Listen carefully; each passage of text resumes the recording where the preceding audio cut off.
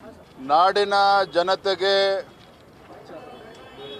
ನವರಾತ್ರಿ ಹಬ್ಬದ ಶುಭಾಶಯಗಳನ್ನು ನಾನು ಈ ಸಂದರ್ಭದಲ್ಲಿ ಕೋರ್ತಾ ಇದ್ದೇನೆ.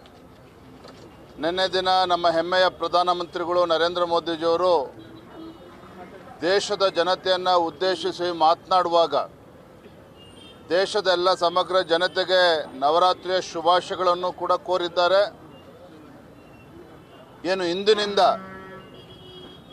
GST ಸುಧಾರಣೆಯ ಅನುಷ್ಠಾನವನ್ನು ಇವತ್ತು ಆಗ್ತಾ ಇದೆ. ಒಂದು ಐತಿಹಾಸಿಕ ದಿನ.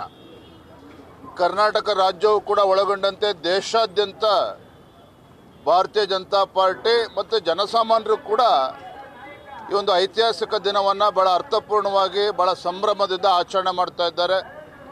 ನಾವು ಸಹ ಶಿವಮೊಗ್ಗ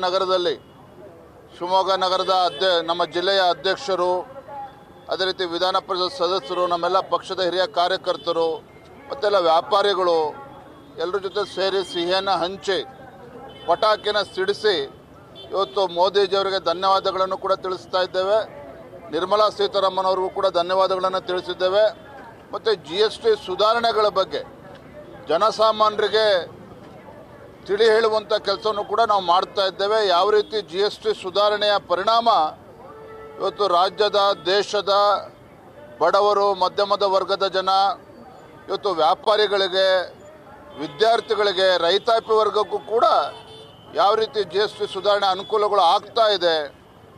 ಒಟ್ಟಾರೆಯಾಗಿ ಈ ಐತಿಹಾಸಿಕ GST ಸುಧಾರಣೆ ಇವತ್ತು ಭಾರತದ ಒಂದು ಅಭಿವೃದ್ಧಿಗೆ, ಒಂದು ಸ್ವಾವಲಂಬಿ ಭಾರತದ ನಿರ್ಮಾಣಕ್ಕೆ, ಆತ್ಮನಿರ್ಭರ ಭಾರತದ ನಿರ್ಮಾಣಕ್ಕೆ ಏನು ಮೋದಿಜಿಯವರ ಒಂದು ಕನಸೇನಿದೆ 2047ನೇ ಇಸ್ವಿಗೆ ಒಂದು ವಿಕಸಿತ ಭಾರತ ಆಗಿ ಪರಿವರ್ತನೆ ಆಗಬೇಕು ಅಂತೇಳಿ ಮೋದಿಜಿಯವರ ಕನಸು ನನಸಾಗುವುದಕ್ಕೆ ಈ ಒಂದು GST ಸುಧಾರಣೆಗಳು ಬಹಳ ಬಲವನ್ನು ನೀಡ್ತಾ ಇದೆ. ಹಾಗಾಗಿ ನಾವೆಲ್ಲರೂ ಕೂಡ ಸಂತೋಷದಿಂದ ಪಟಾಕಿ ಸಿಡಿಸಿ ಆಚರಣೆಯನ್ನು ಸಂಭ್ರಮವನ್ನು ಆಚರಣೆ ಮಾಡಿದ್ದೇವೆ.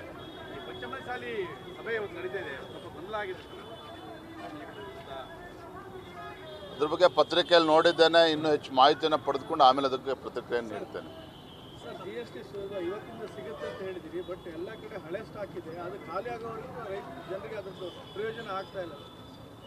ನಿಶ್ಚಿತವಾಗಿ ಇದ್ರ ಬಗ್ಗೆ ಈಗಾಗಲೇ ಕೇಂದ್ರ ಸರ್ಕಾರ, ನರೇಂದ್ರ ಮೋದಿಜಿಯವರು ಇದ್ರ ಬಗ್ಗೆ ಗಮನ ಹರಿಸೋರಿದ್ದಾರೆ. ಇವೆಲ್ಲವೂ ಕೂಡ ಯಾಕಂದರೆ ಇವತ್ತೇ ಅದು ಇಂಪ್ಲಿಮೆಂಟೇಷನ್ ಆಗ್ತಾ ಇರುವ ಪರಿಣಾಮವಾಗಿ ಸ್ವಲ್ಪ ಸಣ್ಣ ಪುಟ್ಟ ಗೊಂದಲಗಳು ಇರ್ತದೆ. ಅದರ ಮೋದಿಜಿಯವರ ಅಪೇಕ್ಷೆ ಇದೆ, ಪ್ರಧಾನಮಂತ್ರಿಗಳ ಅಪೇಕ್ಷೆ ಇದೆ. ಏನು GST ಸುಧಾರಣೆ ಮುಖೇನ ಜನಸಾಮಾನ್ಯರಿಗೆ ಅನುಕೂಲಗಳು ಆಗಬೇಕು, ಆ ನಿಟ್ಟಿನಲ್ಲಿ ಕೇಂದ್ರ ಸರ್ಕಾರವು ಕೂಡ ಅದರ ಈ ವಿಚಾರಗಳನ್ನು ಗಮನಿಸ್ತದೆ. ಪ್ರತಿ ಲಾಭ ಜನಸಾಮಾನ್ಯರು ತಲುಪಬೇಕು, ಆ ನಿಟ್ಟಿನಲ್ಲಿ ಅನುಷ್ಠಾನ ಆಗ್ತದೆ.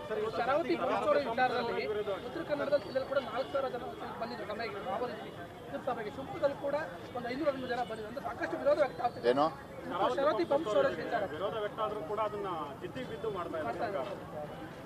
ಇದ್ರ ಬಗ್ಗೆ ಈಗಾಗಲೇ ನಮ್ಮೆಲ್ಲ ಜಿಲ್ಲೆಯ ಜನಪ್ರತಿನಿಧಿಗಳು, ಭಾರತೀಯ ಜನತಾ ಪಾರ್ಟಿಯ ನಮ್ಮ ಸಂಸದರಾಗಿರ್ತಕ್ಕಂಥ ರಾಘವೇಂದ್ರ ಅವರು, ನಮ್ಮ BJP ಎಲ್ಲ ಶಾಸಕರು ಸದ್ಯದಲ್ಲೇ ಇದ್ರ ಬಗ್ಗೆ ಚರ್ಚೆನೂ ಕೂಡ ಮಾಡ್ತೇವೆ. ಇದ್ರ ಬಗ್ಗೆ ಒಂದು ಸಮಗ್ರವಾಗಿ ಯೋಚನೆ ಮಾಡಿ ನಮ್ದೇನು ನಿಲುವಿರಬೇಕು ಅನ್ನೋದು ಕೂಡ ನಾವು ಪ್ರಕಟಣೆ ಮಾಡ್ತೇವೆ.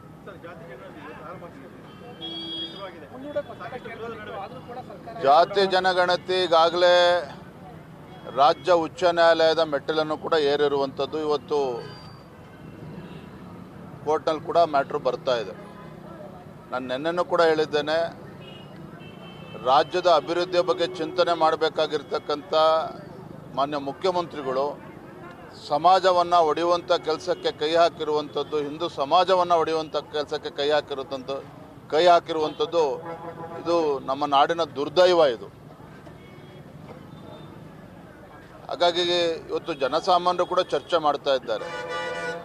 ಜನ ಇವತ್ತು ಜಾಗೃತರಾಗಿದ್ದಾರೆ, ಸಮಾಜ ಇವತ್ತು ಜಾಗೃತರಾಗಿದೆ, ಹಿಂದೂ ಸಮಾಜವು ಕೂಡ ಇವತ್ತು ಜಾಗೃತಿ ಆಗಬೇಕಾಗಿದೆ. ಇನ್ನೂ ಕೂಡ ಏನು ಇಂಥ ದುಸ್ಸಾಹಸಕ್ಕೆ ಕೈ ಹಾಕಿದ್ದಾರೆ.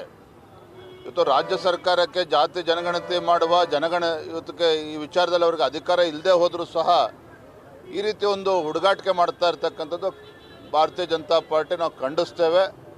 ಇದ್ರ ಬಗ್ಗೆ ಇವತ್ತು ನ್ಯಾಯಾಲಯದಲ್ಲೂ ಕೂಡ ಏನಾಗ್ತದೆ ನಾವು ಕಾದು ನೋಡ್ತೇವೆ.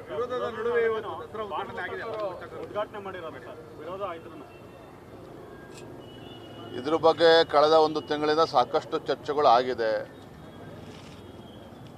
ದೇಶದ ಉಚ್ಚ ನ್ಯಾಯಾಲಯದಲ್ಲೂ ಕೂಡ ಇದ್ರ ಬಗ್ಗೆ ಅರ್ಜಿ ತಿರಸ್ಕಾರ ಆಗಿರುವಂಥದ್ದು. ಇಲ್ಲಿ ಹೈಕೋರ್ಟಲ್ಲಿ ಏನಾಗಿದೆ, ಸುಪ್ರೀಂ ಕೋರ್ಟಲ್ಲಿ ಏನಾಗಿದೆ ಅನ್ನೋದು ಮುಖ್ಯ ಅಲ್ಲ.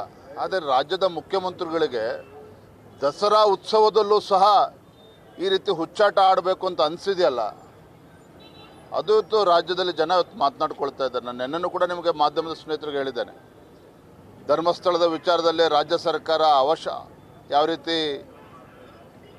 ಹುಚ್ಚುತನ ಮಾಡಿದೆ. ಇವತ್ತು ಗಣೇಶ ಹಬ್ಬವು ಕೂಡ ಇವತ್ತು ರಾಜ್ಯದಲ್ಲಿ ಸುಲಲಿತವಾಗಿ ನಡೀಬಾರ್ದು. ನೋಡಿ, ಇಡೀ ದೇಶದಲ್ಲಿ ಎಲ್ಲೂ ಕೂಡ ಈ ರೀತಿ ಗೊಂದಲಗಳಾಗ್ತಾ ಇಲ್ಲ. ಹಿಂದೂಗಳ ವಿಚಾರದಲ್ಲಿ, ಹಿಂದೂಗಳ ಹಬ್ಬ ಹರಿದಿನಗಳ ಆಚರಣೆಗಳ ವಿಚಾರದಲ್ಲಿ, ನಮ್ಮ ಸಂಸ್ಕೃತಿ ನಮ್ಮ ಪರಂಪರೆಯ ವಿಚಾರದಲ್ಲಿ, ನಮ್ಮ ಭಾರತ ದೇಶದ ಯಾವುದೇ ರಾಜ್ಯದಲ್ಲಿ ಇವತ್ತು ಏನೂ ಗೊಂದಲಗಳಿಲ್ಲ, ಯಾವುದೇ ಸಮಸ್ಯೆಗಳು ಆಗ್ತಾ ಇಲ್ಲ. ನಮ್ಮ ರಾಜ್ಯದಲ್ಲಿ ಇವತ್ತು, ಕರ್ನಾಟಕ ರಾಜ್ಯದಲ್ಲಿ ಇವತ್ತು ಯಾಕೆ ಆಗ್ತಾ ಇದೆ ಅಂತ ಹೇಳಿದ್ರೆ, ಈ ರಾಜ್ಯದ ಮುಖ್ಯಮಂತ್ರಿಗಳೇ ಈ ಗೊಂದಲಕ್ಕೆ ಇವತ್ತು ಅವಕಾಶವನ್ನು ಮಾಡಿಕೊಟ್ಟಿರುವಂಥದ್ದು. ಹಾಗಾಗಿ ನಮ್ಮ ರಾಜ್ಯದಲ್ಲಿ ಇಷ್ಟೊಂದು ಗೊಂದಲಗಳಾಗ್ತಾ ಇದೆ. ಇವತ್ತು ಚಾಮುಂಡಿ ಇವತ್ತು ದಸರಾ ಉದ್ಘಾಟನೆ ಹೊತ್ತು ಯಾರು ಬೇಕಾದರೂ ಉದ್ಘಾಟನೆ ಮಾಡಲಿ, ಆದರೆ ರಾಜ್ಯದ ಜನ, ಈ ಸರ್ಕಾರ, ಈ ಮುಖ್ಯಮಂತ್ರಿಗಳ ಮನಸ್ಥಿತಿ ಏನಿದೆ ಅಂತೇಳಿ ಅರ್ಥ ಆಗಿದೆ. ಥ್ಯಾಂಕ್ ಯು, ಧನ್ಯವಾದ. ನ್ಯೂಸ್ ಫಸ್ಟ್ ನಿರ್ಭೀತಿಯಿಂದ ನಿಮ್ಮ ಪರವಾಗಿ.